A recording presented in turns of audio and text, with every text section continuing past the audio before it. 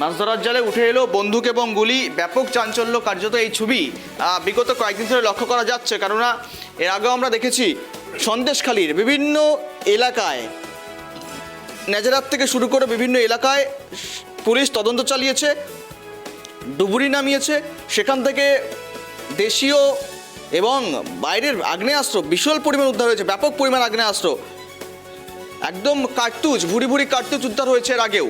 আর আজকের যে ছবি হাবড়ার, উত্তর চব্বিশ পরগনার হাবড়ার ছবি, মাছ ধরার জালে এই বন্দুক এবং গুলিগুলো উদ্ধার করা হয়েছে। আমরা কথা বলবো, সঙ্গে রয়েছে প্রতিনিধি তন্ময়। তন্ময়, যেই ঘটনা ঘটলো, যার পুকুর থেকে প্রথমত উদ্ধার, তার মালিকের পরিচয় কি রয়েছে এবং এখনো পর্যন্ত তদন্তে কি কি উঠে এলো?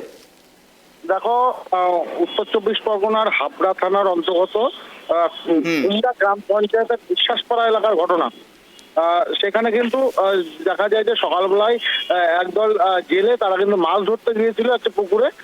সেই পুকুরে যখন মাছ ধরা চলছিল ঠিক তখনই কিন্তু দেখা যায় যে মাছ ধরা প্রায় শেষের পথে, ঠিক সেই সময় কিন্তু দেখা যায় যে তাদের পায়ে কিছু একটা বাঁধে এবং তারা জাল টান দিতে কিন্তু সেই যে জিনিসটা বেঁধেছিল সেটা ওঠানোর পরে যখন দেখতে পায় একটি ব্যাগ, সেই ব্যাগটি খুলে দেখতে পায় যে তার ভিতরে অসংখ্য পিস্তল এবং বন্দুক রয়েছে। তারা স্থানীয়দের খবর দেয়, স্থানীয়রা আসে, স্থানীয়রা এসে স্থানীয় প্রশাসন হাবড়া থানার পুলিশকে খবর দেয়।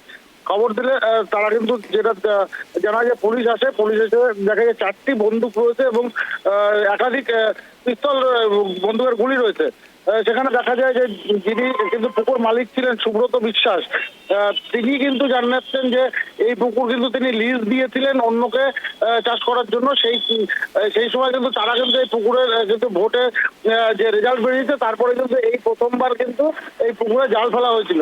তারপরে কিন্তু এই যে গুলি এবং বন্দুক উঠে আছে, তার ভিতরে যেটা জানা যাচ্ছে 4টি বন্দুক এবং প্রায় 80টি কিন্তু 7mm পিস্তল এবং 8mm পিস্তল 20টি এবং বড় ছাটার দোনালা 12 পিস বন্দুকের গুলি উদ্ধার হয়েছে।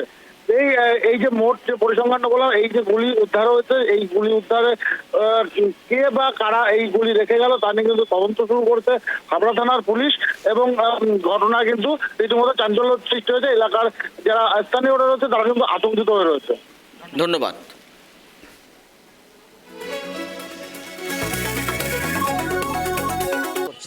এবার যে জাল করে আমাদের ছোট মাছের ব্যবসা আছে, আমারও আছে। এই পুকুরটা হচ্ছে জাকির হোসেনের লিজ নেওয়া, বাপি হচ্ছে ওর টাইটেলটা হচ্ছে বিশ্বাস, ওর পুকুর। জাল করার পরে জাল পাটি বললো, দাদা দুটো ব্যাগ পাওয়া গেছে।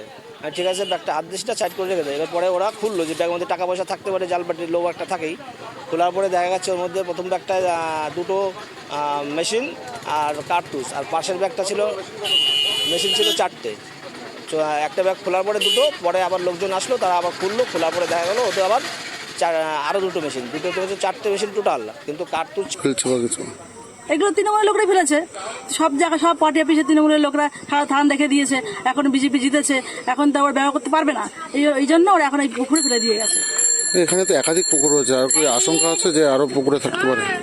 আমাদের সন্দেহ যে আরো পুকুর থাকতে পারে।